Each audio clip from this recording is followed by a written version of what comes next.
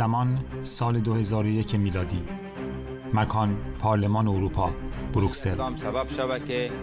احمد شاه مسعود در حال هشدار: جنگ القاعده و طالبان به افغانستان محدود نمیماند و دامن دنیا را خواهد گرفت. گروهی که فعلا در افغانستان به نام طالبان قرار دارند، تنها هدف از این گروه ها افغانستان نه، بلکه اهداف از وا قدم اول افغانستان است، بعد خارج از افغانستان. پیشبینی او 4 ماه بعد تحقق یافت. برج‌های تجارت جهانی نیویورک در 11 سپتامبر مورد یک حمله تروریستی کم سابقه قرار گرفت. احمد شاه مسعود زنده نماند تا درستی پیشگویی خود را ببیند. 2 روز پیش از حملات 11 سپتامبر، 2 مرد مراکشی که به ظاهر برای مصاحبه با احمد شاه مسعود آمده بودند، با انفجار انتحاری او را ترور کردند.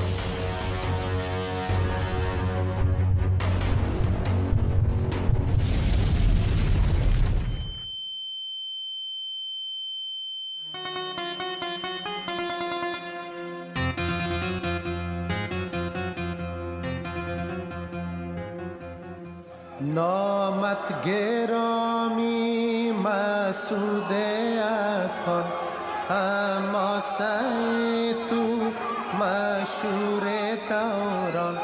نام تو ثبت است در دفتر جان، نامت مبارک، نامت مبارک.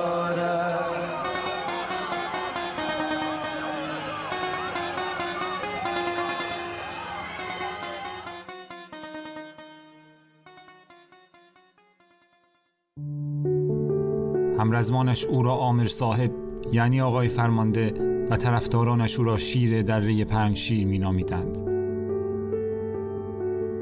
در بزرگداشت او 18 شهریور همزمان با 9 سپتامبر در افغانستان روز شهید نامگذاری شده و تعطیل عمومی است.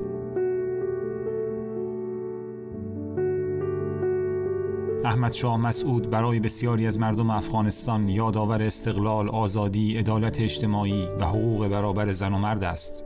پیش ما زن و مرد هر دوش از نقطه نظر ارزش انسانی، ارزش برابر.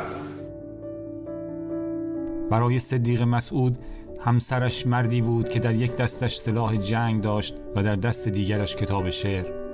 ز اشک شسته دامنم ز آه پر ز سوز و درد، نشسته بسترم چنین به دامن شرارها. صدیق مسعود میگوید احمد شاه مسعود عاشق شعر بود و به شعرهای سیمین بهبهانی، شاعر ایرانی، علاقه ویژه داشت. خانه ابری بود روزی، خانه خونین است اینک. آنچنان بود این چنین شد، حال ما این است اینک. احمد شاه مسعود که بیشتر عمر خود را در جنگ برای استقلال و آزادی افغانستان سپری کرد، به دیپلماسی اعتقاد داشت و همزمان از طریق مذاکره و سیاست ورزی برای صلح در افغانستان تلاش می‌کرد. ما همیشه خواهان مذاکره و حل معضل افغانستان از طریق مذاکره و از طریق سیاسی بودیم، چرا ما به این عقیده هستیم که افغانستان قضیه راه حل نظامی ندارد.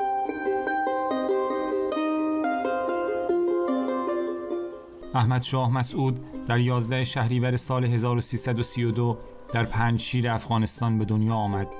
پدرش دوست محمد سرهنگ ارتش افغانستان در دوران سلطنت محمد ظاهر شاه بود و به اقتضای شغل خود در شهرهای مختلف افغانستان زندگی کرد. این فرصتی شد تا احمد شاه مسعود متولد 5 شیر بیشتر دوران دبستان خود را در هرات و دوران دبیرستان و دانشگاه خود را در کابل بگذراند. او در زمان دانشجویی جذب تشکیلات نهضت اسلامی افغانستان شد. در تابستان سال 1354 رهبری مبارزه با حکومت داوود خان که با کودتا بر سر کار آمده بود را در 5 شیر بر عهده گرفت. قیامی که ناکام ماند و تنی چند از دوستانش را با مجازات اعدام روبرو کرد. او که تحت تعقیب دولت افغانستان بود به پاکستان رفت. در آنجا قیام را اشتباه محض خواند و راه خود را از گلبدین حکمتیار جدا کرد.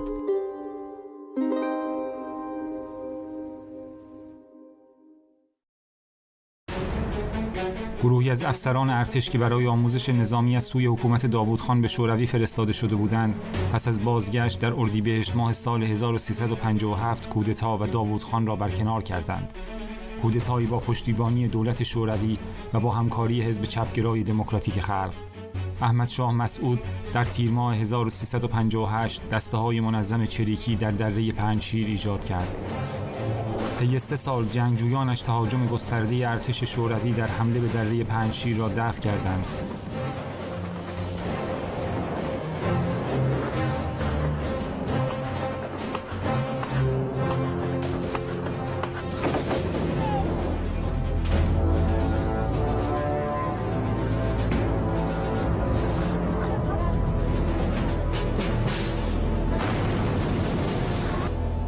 شوروی مجبور شد با احمد شاه مسعود برای 2 سال توافق آتش‌بس امضا کند.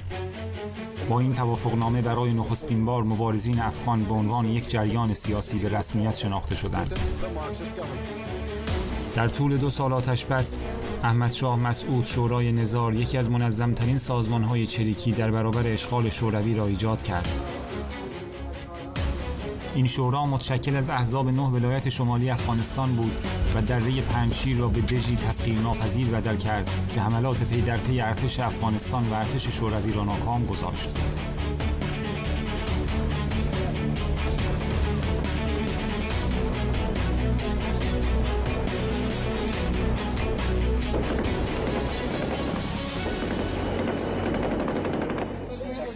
رهبری این مقاومت‌ها عنوان شیر دره پنجشیر را برای احمد شاه مسعود برمغان آورد.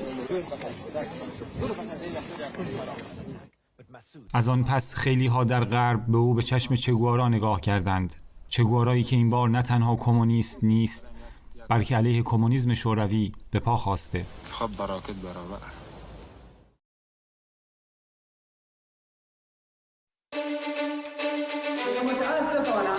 با وجودی که روس‌ها از افغانستان رفتن و همه جهان از ما و شما توقع و تقاضای از این را داشتن که به زودی رژیم را ساقط بکنید. با ما مذاکره نمیکنن، میگه این دست نشانده شوروی است. با ما مذاکره نمیکنن، میگه این طرفدار شوروی است. مان تأسف بعد از شکست مجاهدین در جلال آباد و بعض نقاط دیگر، رویه حاکم شده بود که گویا مجاهدین موفق نخواهد شدند که نجیب از طریق اقدام نظامی سقوط بتن و از قدرت دور بسازند. با خروج شوروی از خاک افغانستان در زمستان سال 1370 احمد شاه مسعود با همراهی ژنرال دوستم که از ارتش افغانستان به او ملحق شده بود، بخشی از نیروهای ارتش افغانستان را جذب کرد و ولایت پروان، کاپیسا و شمال کابل از جمله فرودگاه نظامی بگرام را تحت کنترل گرفت.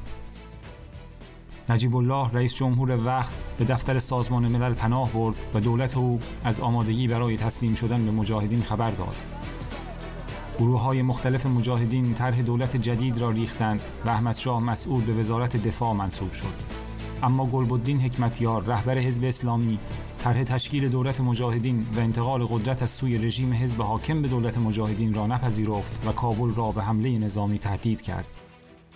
مسعود کوشید مانع از این حمله شود تا انتقال قدرت به دور از فروپاشی ارتش، پلیس و امکانات نظامی و شهری باشد.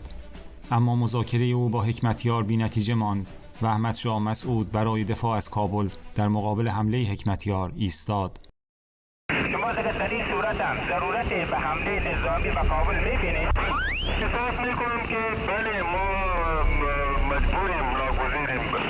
بعد از اینکه من به همه رهبران اعلان کردیم که این مردم حاضر است که حکومت جهادی را بپذیرند، وقتی که شرایط قبول میکنند دیگه چی ضرورت به جنگ مانده؟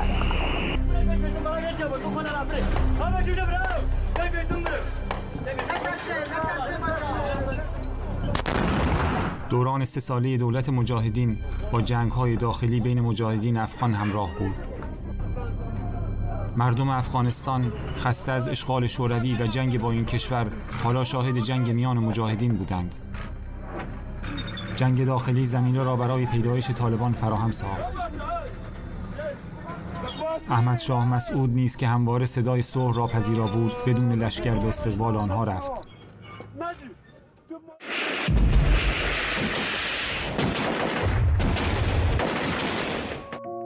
سازمان امنیت پاکستان طالبان را به تجهیزات نظامی مجهز کرد و زمینه حاکمیت طالبان بر افغانستان را فراهم ساخت.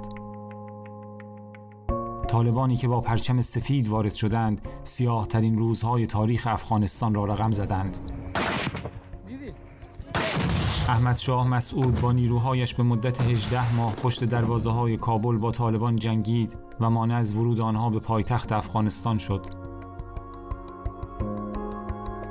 اما با پیشروی نیروهای طالبان، احمد شاه مسعود به شمال افغانستان عقب نشینی کرد و از دره پنجشیر به جنگ با طالبان ادامه داد.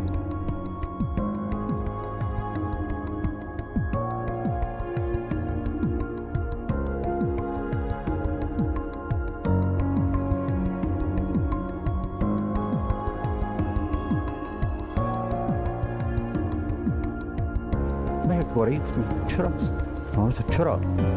به خاطری که قصد از بین بردن من دارم. من یک باره شوکه شدم.